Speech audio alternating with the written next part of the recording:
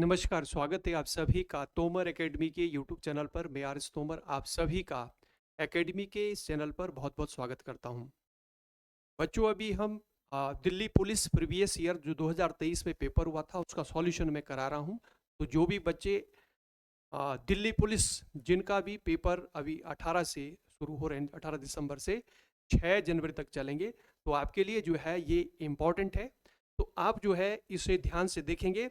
मैं अभी सॉल्व करा रहा हूँ, बहुत कम समय में हम जो है सॉल्यूशन में आपको दूंगा, तो सेकंडों में हम आंसर निकालेंगे। तो आप मैथ्स के जो कॉन्सेप्ट है उसको भी समझेंगे और जो ट्रिक है उसका सहारा भी लेंगे। तो आइए बच्चों, जो 2023 में जो पेपर हुआ था उसका सॉल्यूशन मैं करा रहा हूँ। मैथ्स का जो पोर्शन वो मैं सॉल्व करा रहा हूँ। तो यदि आप जो है डेडिकेटेड हैं तो आप जरूर इसको जो है जो सॉल्यूशन में करा रहा हूँ इसे आप ध्यान से देखना। ठीक है, तो आइए बच्चों, सीधे जो है प्रश्न पे आते हैं। प्रश्न आपको दिखाई दे रहा होगा। पहला प्रश्न पहला प्रश्न आपको दिखाई दे रहा होगा। पहला प्रश्न है, एक व्यक्ति अंकित मूल्य पर 25% की छूट पर एक कार खरीदता है और इसे अंकित मूल्य से 20% अधिक पर बेचता है। उसका वास्तविक लाभ प्रतिशत में पूछ रहा है कि उसको लाभ हुआ, तो उसका लाभ जो है परसेंट में क्या है। तो देखिए बच्चों, इसको कैसे सॉल्व करेंगे। देखो, एक व्यक्ति अंकित मूल्य पर 25% की छूट पर एक कार खरीद रहा है। जैसे मान लिया अंकित मूल्य 100 रुपए था। कितना था? 100 रुपए था। और उसे जो है 25% छूट पर खरीद रहा है, 25% डिस्काउंट पर खरीद रहा है। तो इसका मतलब 100 में से 25 माइनस कर दो, यानी 75, 75 में, है ना। तो उसको जो खरीद रहा है वो कितने में? 75 रुपए में। ये सीपी हो गया। ठीक है, क्योंकि 25% डिस्काउंट कह रहा है तो 100 में से सीधा जो है 25 माइनस कर दो, 75 हो गया। आगे देखो, और उसे इसे अंकित मूल्य से 20% अधिक पर बेचता है। ठीक है, यानी जो अंकित मूल्य 100 हमने माना है, तो इसका विक्रय मूल्य क्या होगा? ये कह रहा है कि 20% अधिक। तो 100 से अगर 20% अधिक कह रहा है तो इसका विक्रय मूल्य क्या हो जाएगा? इसका विक्रय मूल्य होगा 120। ठीक है, 20% अधिक कह रहा है। तो देखो, अगर हमने अंकित मूल्य इसका 100 रुपये माना है, तो 100 रुपये अगर अंकित मूल्य माना है तो 20% अधिक में बेच रहा है, तो 100 में सीधा 20 जोड़ देंगे, यानी 120 में बेच रहा है। तो देखो हमारे पास सीपी आ गया। सीपी तो 75 है और एसपी हमारे पास 120 रुपए है। तो यहां पर देखो, सीपी कम है, एसपी ज्यादा, तो प्रॉफिट होगा। तो प्रॉफिट पूछ रहा है कि परसेंट बताओ, कितने परसेंट का प्रॉफिट होगा। तो प्रॉफिट परसेंट आप बच्चों जानते हैं कि प्रॉफिट परसेंट हम निकालते हैं लाभ प्रतिशत। कैसे निकालते हैं? लाभ प्रतिशत बराबर लाभ गुणा 100 बटे क्रय मूल्य। क्रय मूल्य पर फाइंड करते हैं, ध्यान रखना नीचे क्रय मूल्य रहेगा। लाभ प्रतिशत अब अगर हमें निकालना हो तो कैसे फाइंड करते हैं? क्रय मूल्य पर फाइंड करते हैं, नीचे क्रय मूल्य होगा, यानी लाभ गुणा 100 बटे क्रय मूल्य। Profit percent is equal to profit into 100 upon CP. तो यहां पर मुझे ये बताइए, देखो सीपी हमारे पास 75 है और एसपी हमारे पास 120 है। तो लाभ कैसे फाइंड करेंगे? 120 में से 75 माइनस करेंगे, यानी एसपी माइनस सीपी, विक्रय मूल्य माइनस क्रय मूल्य। तो आप जब इसमें से 120 में से ये माइनस करेंगे तो आपके पास क्या आएगा? 45, 45 रुपए। तो यहां पर आप लाभ की जगह क्या रखेंगे? 45 रुपीज इंटू 100 अपॉन सीपी, कितना आपका? 75। ठीक है, तो यहां पर देखो 25 से डिवाइड हो गया 4 जा, और 25 से डिवाइड हो गया 3 बार। 3 से आप इसको डिवाइड करेंगे, 3 1 जा 3, और 3 से आप इसको डिवाइड करेंगे। ठीक है, 15 बार कट गया। और यहां पर देखो ऊपर 15 आ रहा है और 4, है ना। 15 चौकू कितना हुआ? 60%। तो यानी जो उसका प्रॉफिट हुआ वो 60% हुआ। प्रॉफिट कितना हुआ? 60% का लाभ। तो इसमें ऑप्शन क्या हो जाएगा? ऑप्शन सी इसका सही आंसर होगा। बच्चों समझ आ गया होगा आपके। प्रॉफिट परसेंट निकालना है, profit into 100 upon CP. CP पर फाइंड करते हैं। ठीक है, हमने पहले सबसे पहले 100 रुपये माना कि एमपी जो उसका अंकित मूल्य है वो 100 रुपये था। 25% डिस्काउंट दे रहा है, यानी 100 में से 25 माइनस करेंगे, यानी उसका जो क्रय मूल्य 75 होगा। और उसका जो विक्रय मूल्य है, ये कह रहे हैं जो अंकित मूल्य है उससे 20% अधिक, तो 100 में 20 जोड़ दो, सीधा 120 हो गया। ये विक्रय मूल्य, क्रय मूल्य, विक्रय मूल्य ज्यादा क्रय मूल्य कम है तो लाभ होगा, तो इसमें विक्रय मूल्य से माइनस किया, 120 में से माइनस किया, 45 आया। 45 रुपए का लाभ, लाभ परसेंट निकालना, लाभ गुणा 100 बटे क्रय मूल्य, तो यहाँ पर लाभ 45 रुपए है, गुणा 100, क्रय मूल्य कितना था, 75 रुपए है, कैलकुलेट कर दिया, आपका 60% आंसर आ गया। आइए बच्चों अगले प्रश्न पे चलते हैं, तो इसे ध्यान से पढ़िए और निकालिए इसका आंसर। एक त्रिभुज का क्षेत्रफल ज्ञात कीजिए जिसकी भुजाएं क्रमशः 5 सेंटीमीटर, 6 सेंटीमीटर और 8 सेंटीमीटर है। त्रिभुज है जिसकी तीनों भुजाएं अलग अलग है, कि 5 है, एक 6 और एक 8 है, यानी विषम बाहु त्रिभुज होगा। तो विषम बाहु त्रिभुज का जो क्षेत्रफल है कैसे फाइंड करते हैं, बताइए जरा। विषम बाहु त्रिभुज का अगर क्षेत्रफल निकालना, किस तरह से फाइंड करेंगे, हीरोन्स फॉर्मूला है उसका यूज करेंगे, ठीक है। विषम बाहु त्रिभुज है क्योंकि तीनों भुजाएं देखो, एक 5 सेंटीमीटर है, एक 6 है और एक 8 है।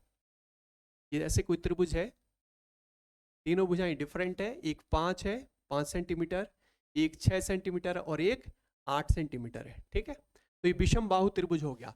तो विषम बाहु त्रिभुज का जो क्षेत्रफल है कैसे निकालेंगे, एरिया ऑफ ट्राइंगल, ठीक है।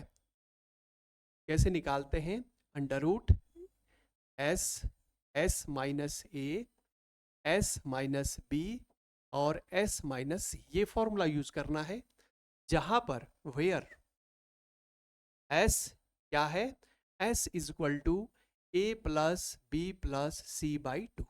जो तीनों भुजाएं हैं उसको जोड़ करके आधा कर देंगे, यानी इसमें एक 5 सेंटीमीटर, एक 6, एक 8 है, एक 5 है प्लस 6 प्लस 8, और इसको आधा कर देना है, ठीक है। इसको जब आप आधा करेंगे, देखो यहां पर कितना हो रहा है, ये यहां पर ऐड करेंगे 11 और 8 कितना हुआ, 19 है ना, और 2 इसको डिवाइड करेंगे तो यहां पर कितना आएगा, ये 2 नम्मा 18 और ये 9.5 है ना, 11 19 टू 9.5, यानी एस की जो वैल्यू है वो 9.5 आ रहा है। तो एस हम यहां पुट कर देंगे, और ए की वैल्यू देखो, ए की वैल्यू, ए मतलब है ये पहली भुजा ए यानी 5, और बी क्या है, बी आपके पास 6 है, और सी आपके पास क्या है, सी आपके पास 8 है। तो इस वैल्यू को यहां पुट कर देंगे, आपका आंसर आ जाएगा, ठीक है। बाकी कुछ नहीं करना, बस कैलकुलेशन है इसमें, ठीक है। एस हमारे पास कितना है 9.5, एस की जगह ये रखो, और यहां पर एस की जगह 9.5 माइनस 5 रखेंगे, 9.5 माइनस कितना है, ए 5 है, ठीक है। और दूसरा जो है 9.5 माइनस बी कितना है, बी 6 है। इसी तरह से आप यहां पर एस की जगह 9.5 और ए सी क्या रखेंगे, 8 रखेंगे। बस इसको कैलकुलेट करना है, ठीक है, और आपका आंसर आ जाएगा, ठीक है। तो इसको देखो कैलकुलेट करो, इसमें से जब 9.5 में से 5 माइनस कर, देखो 9.5 में से यहां पर बता रहा हूं मैं कि 5 माइनस करेंगे, तो देखो ऐसे लिखना 5 को, बच्चों ध्यान देना, 5 को कैसे लिखना है, 5.0 ऐसे लिख सकते हैं।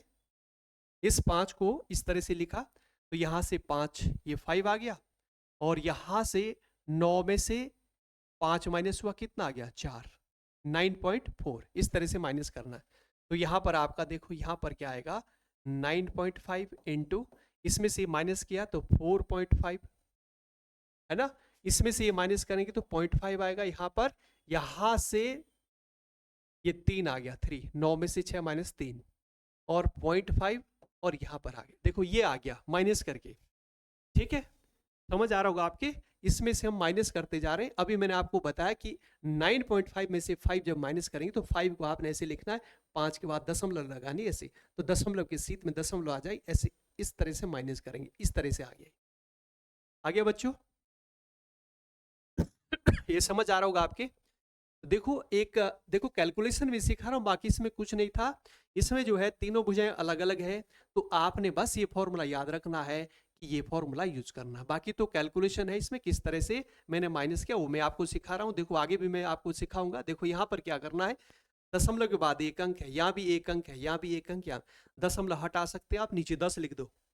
इसको आप सीखो। जैसे यहाँ पर क्या आपका 9.5 है, अगर मैं दशमलव हटा दूं तो नीचे में 10 लिख दूंगा। लिखा है इसे 10, यहाँ पर 9.5 था, देखो 9.5 मैंने पॉइंट हटा दिया, नीचे 10 लिख दिया। इसी तरह यहाँ पर क्या करेंगे, 4 5 है, इसमें यहाँ पर भी 10 लिख दो। दशमलव के बाद एक अंक है ना, इसलिए एक जीरो बढ़ा दी नीचे। अगर 2 अंक होते तो नीचे 100 लिखते। यहाँ पर 3.5 है, इसको क्या लिखना है, 35/10 लिखेंगे। और यहाँ पर 1.5 है, इसको क्या लिखना है, 15/10। इस तरह से ऊपर क्या है, अंडर रूट लगा हुआ बाहर। आई बात समझ। तो यहाँ पर देखना आप, जो नीचे है देखो 10 गुणा 10, 10 गुणा 10 100 हुआ, ये भी 100 हुआ। तो इसका जो वर्गमूल है नीचे जो है क्या आ जाएगा, इसका देखो 100 का वर्गमूल 10 बाहर आ गया, और इसमें से भी एक 10 बाहर आ गया। वर्गमूल जब निकालते हैं जोड़े में से एक 10 बाहर आ गया। इसी तरह से आप क्या करेंगे, जैसे ऊपर 95 है तो 95 को आप क्या लिख सकते हैं, देखो 95 को ऐसे भी लिख सकते हैं, देखो 19 गुणा 5 लिख सकते हैं, है ना। और 9 पंजा 45, देखो 45 को आपने ऐसे लिखा, ठीक है, और 35 को आपने ऐसे लिखा 7 × 5, और 15 को आपने ऐसे लिखा 5 × 3। देखो कैलकुलेशन सिखा रहा हूं, बाकी इसमें कुछ नहीं, थोड़ी कैलकुलेशन है, ठीक है। तो आपने क्योंकि अंडर रूट से बाहर निकालना, नीचे तो अंडर रूट से बाहर आ गया ही, देखो यहाँ से 10 में से जोड़े में से एक 10 बाहर आ गया, इसमें से 10, नीचे तो ये बाहर ऊपर रह गया अंडर रूट बस। तो इसमें देखना जो जोड़ा होता है उसमें से संख्या बाहर निकालो। जैसे ये आपका देखो 5, देखना कितने बार है, देखो एक बार 5 यहाँ पर है, एक बार यहाँ पर है, एक बार यहाँ पर, एक बार यहाँ पर। तो यानी यहाँ पर क्या होगा, इस जो 5 है एक जोड़ा बना, उसमें से 5 बाहर आ गया, आ गया बाहर। इस 5 में से एक 5 बाहर आ गया, आ गया ऐसे। इसी तरह आपका देखो ये 3 9 है, 9 का वर्गमूल 3 बाहर आ गया। देखो 9 है ना, यहाँ पर 9 का वर्गमूल क्या होता है, 3, अंडर रूट है ना। अंडर रूट का मतलब क्या है, वर्गमूल निकालना है। तो वर्गमूल हमने क्या करा, यहां से निकाल दिया। देखो 9 का वर्गमूल 3 आ गया। आई बात समझ। इसी तरह देखो आपके पास क्या बच रहा है, देखो यहाँ पर 19 बच रहा है, और ऊपर 7 बच रहा है, और 3 बच रहा है, और नीचे जो है आपका ये 10 गुणा 10 ये तो बाहर आ चुका है, ऊपर आपका अंडर रूट ये बचा आपका 19 गुणा 21, और 19 गुणा 21 कितना हुआ, 19 और 21 के जब आप मल्टीप्लाई करेंगे ना ऐसे, 19 का 19 का 9 1, 19 दूना 38 1 39, ये आ गया आपका ना 399। तो यहां पर अंडर रूट के अंदर 399 आ रहा है, ठीक है। 399 लगभग कितना कह सकते हैं हम, 39 लगभग जो है 400 है, ठीक है। तो यहां पर देखना इससे डिवाइड कर दो, ये 2 बार कट गया, 5 से ये 2 बार कटा, कटा इसे। तो यहां पर नीचे ऊपर 3/4 गुणा, अगर हम लगभग में लें यानी 399 मतलब 400, 400 का वर्गमूल क्या होता है 20, 4 से अगर हम इसको डिवाइड करें 5 5 कितना होगा 15।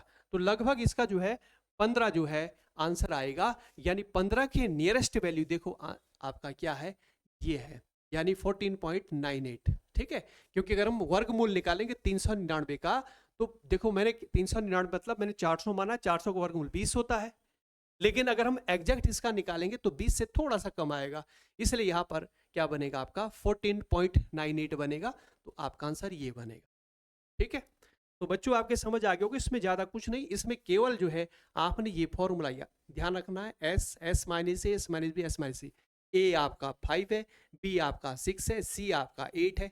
बाकी इसमें एस जो निकालते हैं तीनों भुजाओं को जोड़ करके आधा कर देते हैं, ठीक है। अभी मैंने आपको दशमलव हटाना सिखा कि दशमलव कैसे हटाते हैं, नीचे जो है 10 10 लिखते जाओ, ठीक है। कैलकुलेशन मैंने सिखाई आपको कि किस तरह से कैलकुलेट करना, किस तरह से दशमलव हटता है, ठीक है, और किस तरह से आप अंडर रूट से चीजों को बाहर निकाल सकते हैं, ठीक है। बाकी इसमें कुछ नहीं था, ठीक है। ये फॉर्मूला रखेंगे और थोड़ी सी मैं कैलकुलेशन आपको सिखाई कि इस तरह से करेंगे। आइए बच्चों अगले प्रश्न पे आओ। देखो इस प्रश्न पे आ जाओ, ठीक है। क्या कह रहे हैं, एक 300 मीटर लंबी ट्रेन अपनी लंबाई से 5 गुना बड़े प्लेटफॉर्म को 7 मिनट 40 सेकंड में पार करती है। ट्रेन की चाल बताइए। ट्रेन की चाल निकालनी है तो लगा दो बच्चों, डीएसटी लगा दो, डिस्टेंस बराबर स्पीड इनटू टाइम। कोई रेलगाड़ी किसी व्यक्ति को पार करने में कितनी दूरी चलती है, जितनी गाड़ी की खुद की लंबाई होती है। लेकिन इसमें क्या करना है, इसमें पूछ रहा है कि जो ट्रेन है, देखो ट्रेन कितनी लंबी है, 300 मीटर, वो अपने से 5 गुना, तो 300 का 5 गुना कितना होगा, अगर 5 की गुणा करते हैं इसमें तो 1500 होगा।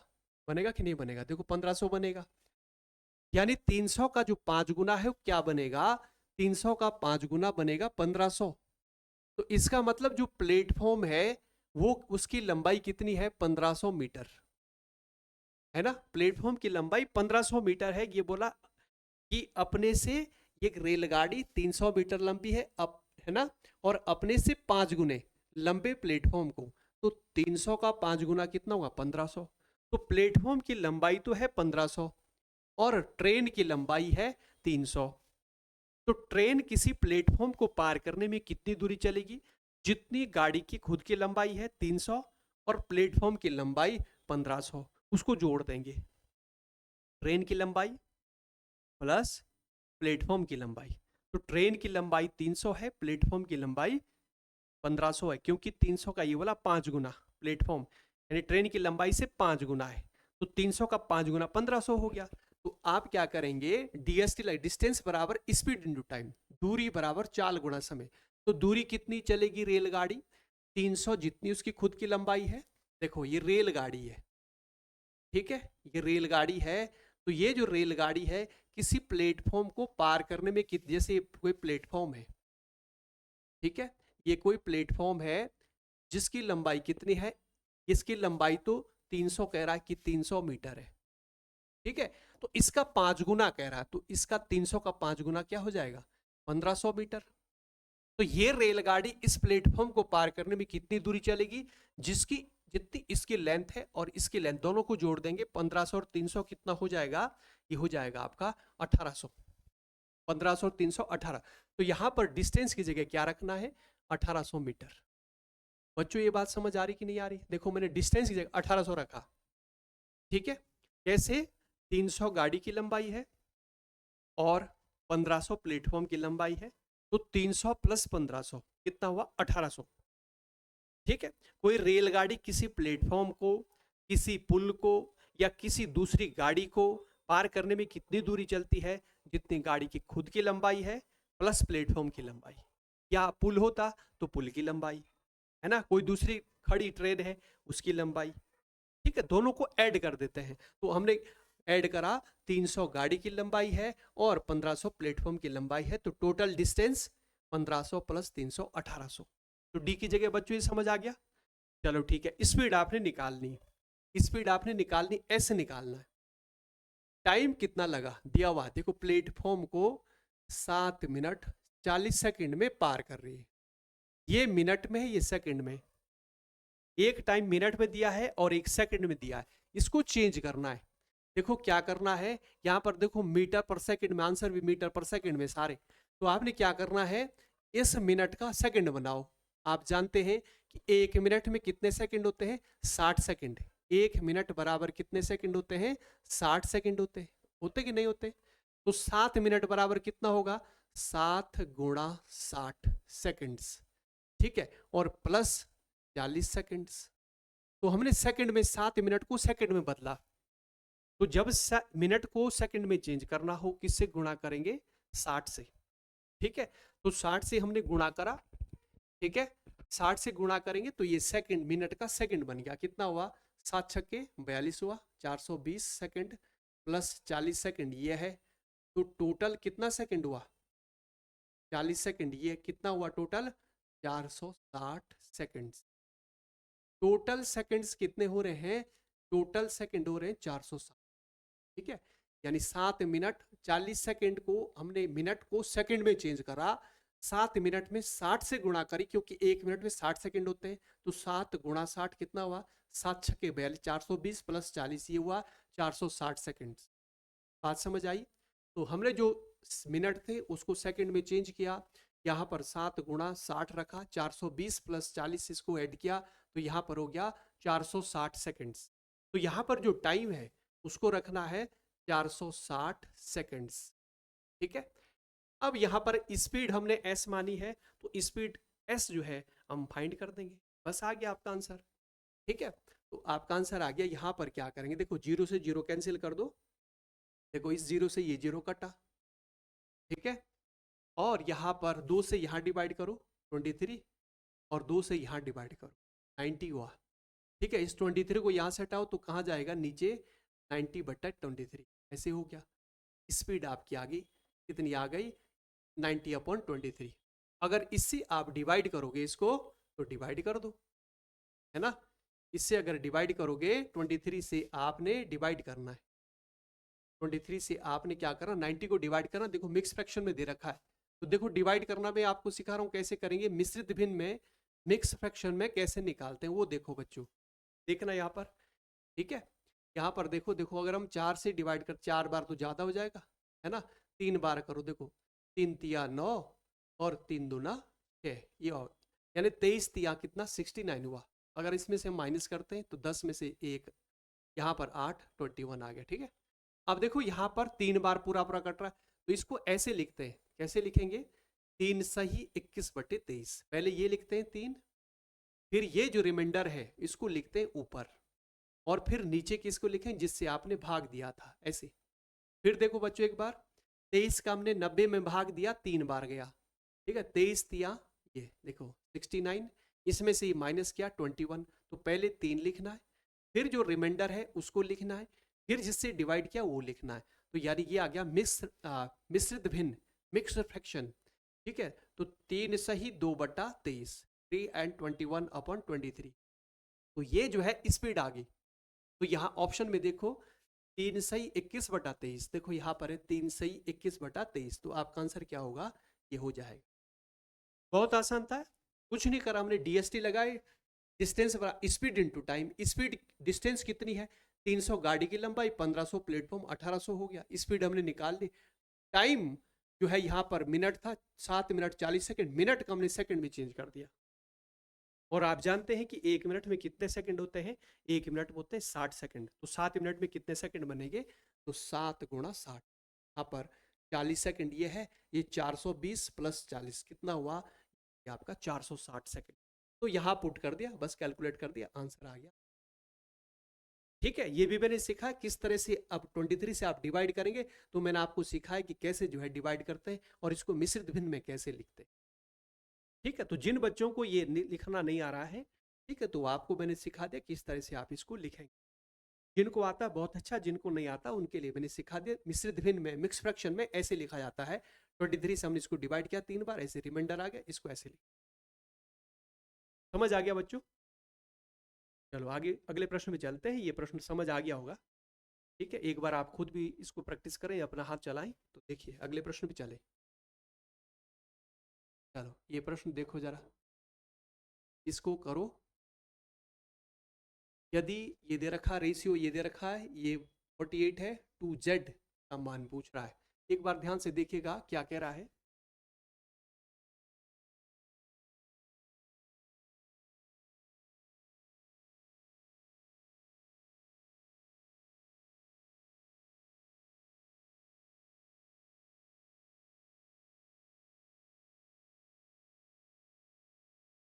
देखो बच्चों यहाँ पर 3x रेशियो y ये दे रखा, देखो 3x ratio y ratio 2z बराबर ये दे रखा है।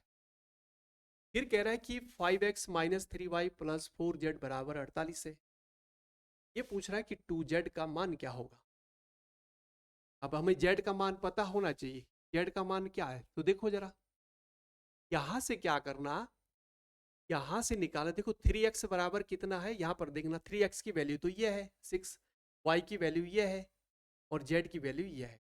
तो हम यहां पर ये रखेंगे 3x बराबर रखना, 3x बराबर 6, 3x बराबर हमने क्या रखा 6 रखा। ठीक है, तो x बराबर क्या होगा, 3 से आप इसको डिवाइड करेंगे, x बराबर 2 हो जाएगा। बच्चों आए समझ, यानी पहला जो 3x है वो बराबर 6 रखना, 3 से आपने डिवाइड किया, x बराबर 2 y की वैल्यू क्या है 5, y की वैल्यू देखो 5 है। और यहाँ पर जो z है वो 2z बराबर ये हो गया, 2z कितना दिया है, 4 दिया है। 2 से हम इसको डिवाइड कर देंगे, यानी z बराबर कितना आ गया, 2 आ गया। ठीक है, अब यहाँ पर देना, और ये बोला इतने बराबर 48 है, तो उठा के हमने जो अभी वैल्यू निकाली, x की वैल्यू, y की वैल्यू और z की वैल्यू, ये उठा के हम इसमें रख देंगे। तो रखो जरा, इसमें रखना।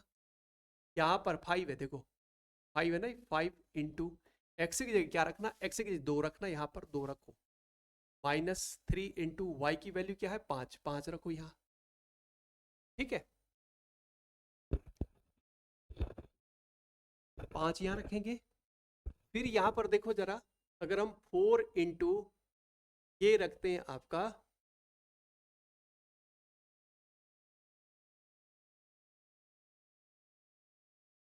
4 इंटू जेड की वैल्यू क्या है, 2। तो देखना जरा ये क्या आ रहा है इस यहाँ पर करके।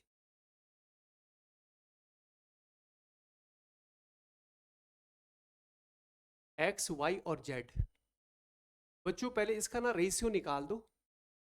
यहाँ पर अगर हम इसका रेशियो निकालते हैं, X ratio, Y ratio, Z, देखो यहाँ पर क्या निकल रहा है, एक्स अनुपात वाई अनुपात, ये निकल रहा है 2:5:2, 2:5:2, इस तरह से रेशियो आ रहा है। देखो एक्स हमारा 2 निकला और वाई हमारा 5 है और जेड हमारा, तो एक्स अनुपात वाई अनुपात जेड, देखो इस तरह से निकलेगा, एक्स अनुपात वाई अनुपात जेड, ऐसे निकलेगा।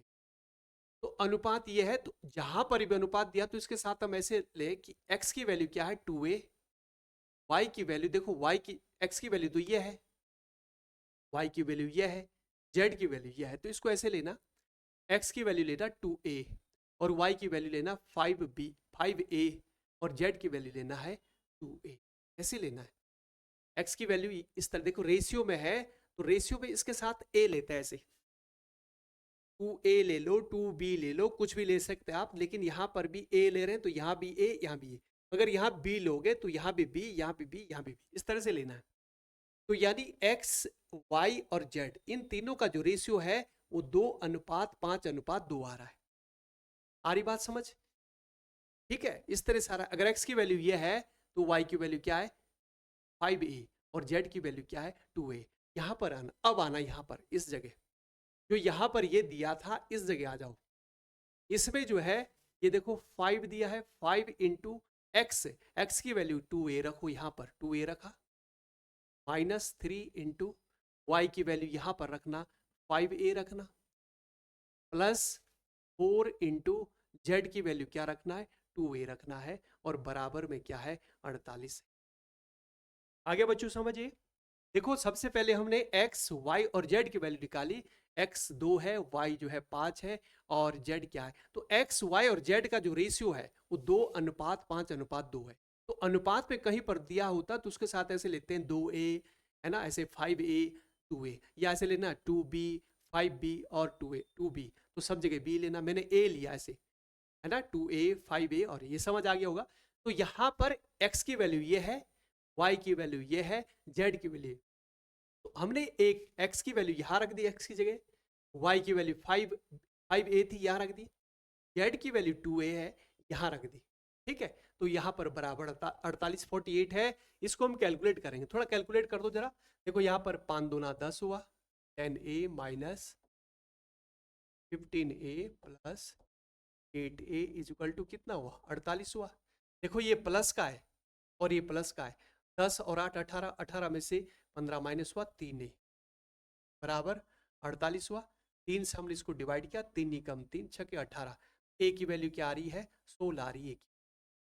z पूछा, देखो z बराबर क्या, 2a, देखो z की वैल्यू 2a है, तो z जो है, z की वैल्यू 2a है, और 2 गुणा a की वैल्यू कितनी, 16 भी निकाली, तो z की वैल्यू आ रही है 32।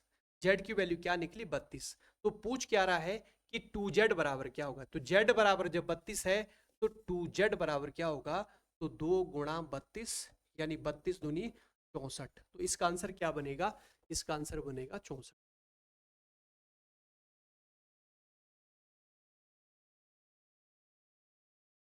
बच्चों ये समझ आ गया होगा।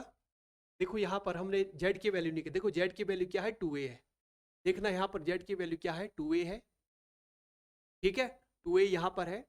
तो यहाँ पर a की वैल्यू हमने निकाली, a की वैल्यू कितनी है 16 है, तो यहाँ पर हमने 16 रखा, 16 दूनी 32 हुआ, ठीक है 32 हुआ, तो जेड की वैल्यू कितनी आ रही 32 आ रही, तो 2z बराबर कितना होगा 2 गुणा 32, तो 2 गुणा 32 कितना हो गया 64, ठीक है 2z पूछ रहा है कि बताओ 2z कितना होगा, तो 2z जो है 64 होगा, तो इसका आंसर ही आ गया, समझ आ गया होगा। ठीक है, तो इस तरह से हम फाइंड करेंगे, सबसे पहले एक्स वाई जेड हमने निकाला, फिर ratio X Y Z ratio ये है, इसके साथ हमने ऐसे 2a 5a और ऐसे लिया, और ये जो है x की वैल्यू यहाँ रख दी, y की ये x की वैल्यू है, ये y की वैल्यू है, z की वैल्यू है, यहाँ पर पुट कर दी, यहाँ से हमें a पता चल गया और 2z निकालना है, तो z बराबर 2a है, a की वैल्यू 16, 16 दूनी 32 हुआ, 2z बराबर क्या होगा 2z, 2 इंटू जेड की वैल्यू 32, देखो z हमारा 32 लेगा, 32 दूनी 64, 64 आंसर आ गया। इस तरह से हम प्रश्न को सॉल्व करेंगे। चलो बच्चों अगले प्रश्न पे आइए, अगला प्रश्न देखिए ये है,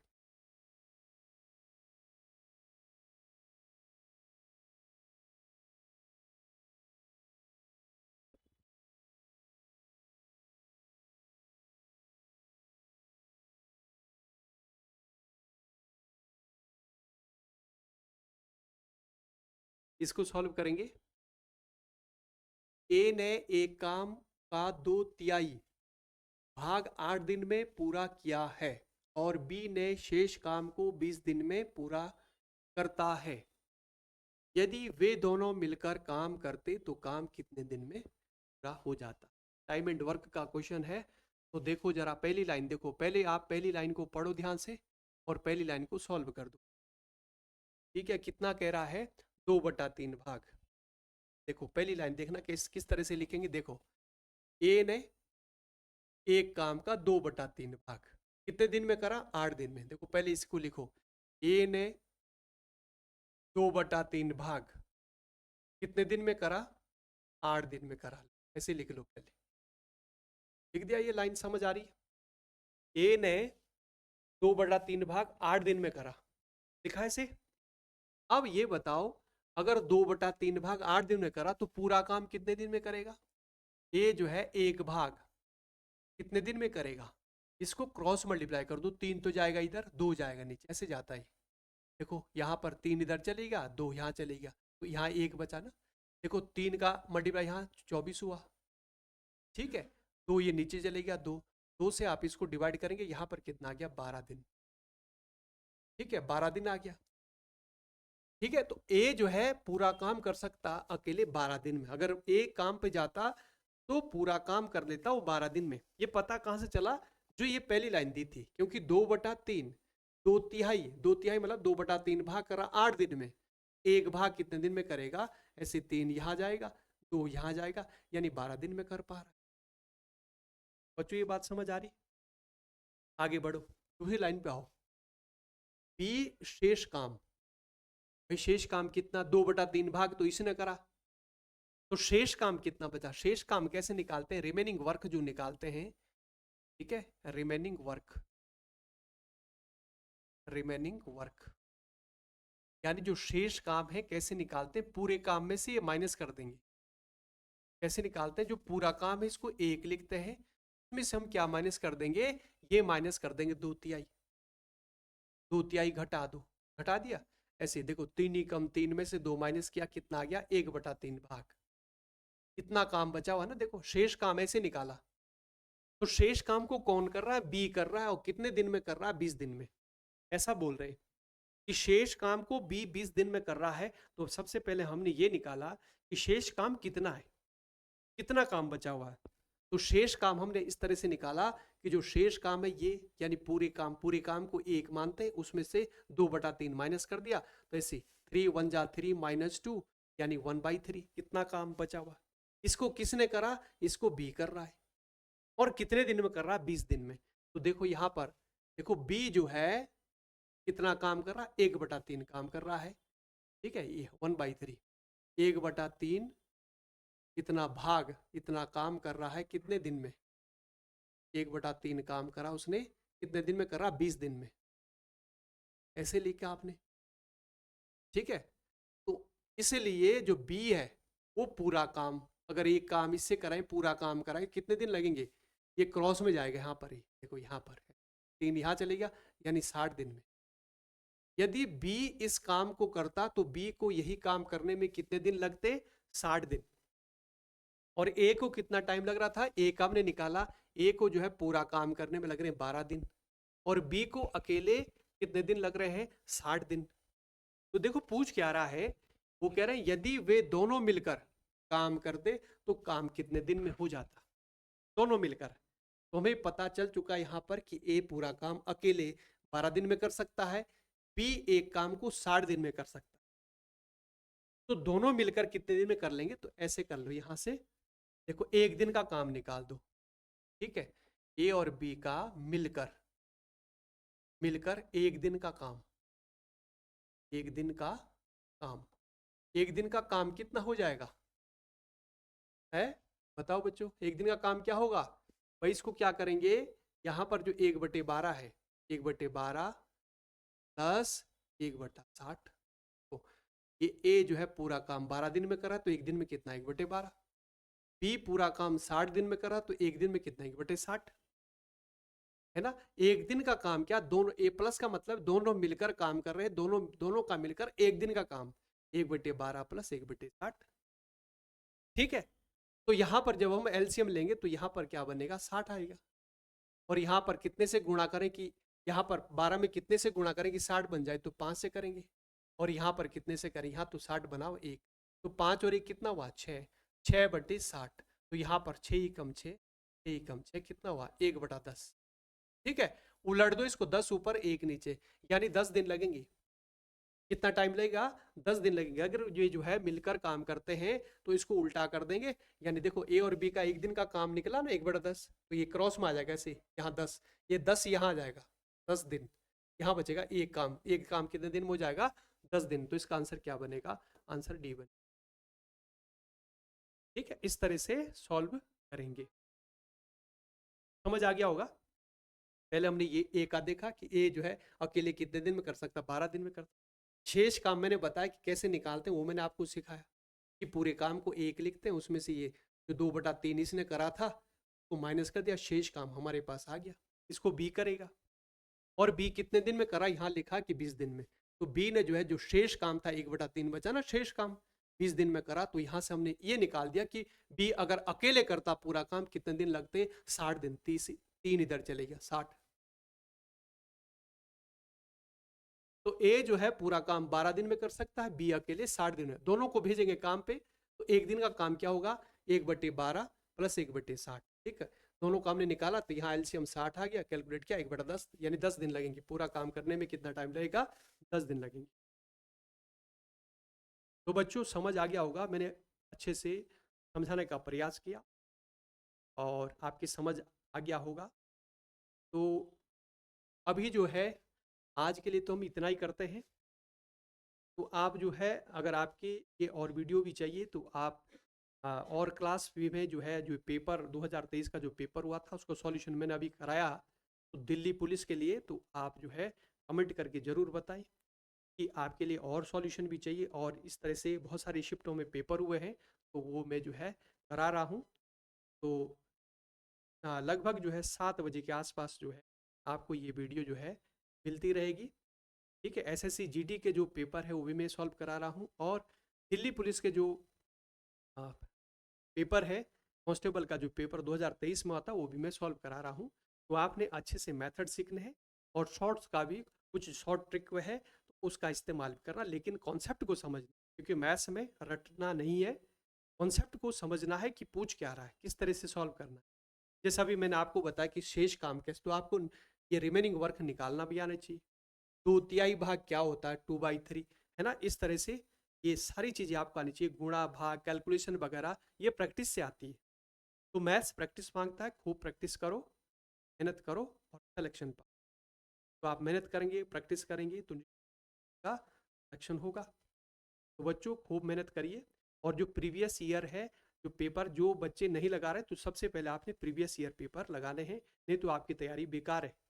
जब तक आप जो पैटर्न है उसको नहीं पकड़ेंगे, लेवल क्वेश्चन का जो लेवल है, ठीक है, वो नहीं पकड़ेंगे, ठीक है, तो तब तक आपकी तैयारी बेकार है। तो सबसे पहले आप क्या करो, जिन बच्चों ने अभी तक नहीं, आप देखो प्रीवियस ईयर पेपर, देखो 2023 का जो पुलिस का पेपर हुआ उसको देखिए, किस तरह के, किस टाइप के, किस लेवल के प्रश्न है, उस टाइप से उस तरह से आपने पढ़ना है।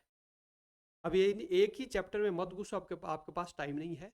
अब जो है बस पेपर, जो प्रीवियस ये पेपर वो सॉल्व करना शुरू कर दो, प्लस रिवीजन करो, रिवीजन करो और प्रीवियस ईयर पेपर करो, और थोड़ा सा टाइम जो मैनेज करने के लिए आप मॉक टेस्ट लगाओ, यानी मॉक टेस्ट के रूप में आप जो प्रीवियस ईयर पेपर हुआ कई शिफ्ट वो रखें उसी को उठा लो, और देखो आप 90 मिनट में लगभग आपके पास 90 मिनट मिलेंगे, 90 मिनट में कितने क्वेश्चन कर पा रहे हैं, उस हिसाब से आपने टाइम को मैनेज करना है। इस तरह से करेंगे आप तो आपकी जो तैयारी है वो बढ़िया होगी और बढ़िया पेपर आप करके आएंगे। तो बच्चों मेहनत तो करना पड़ता, मेहनत का कोई विकल्प नहीं है, तो आप मेहनत करिए और प्रैक्टिस करिए, मैथ्स रीजनिंग की खूब प्रैक्टिस करिए, ठीक है। मैथ्स रीजनिंग मतलब बेसिक्स जो कॉन्सेप्ट होते हैं उस पर प्रश्न पूछ रहा है, ठीक है, तो आप अच्छे मार्क्स ला सकते हैं मैथ्स रीजनिंग में।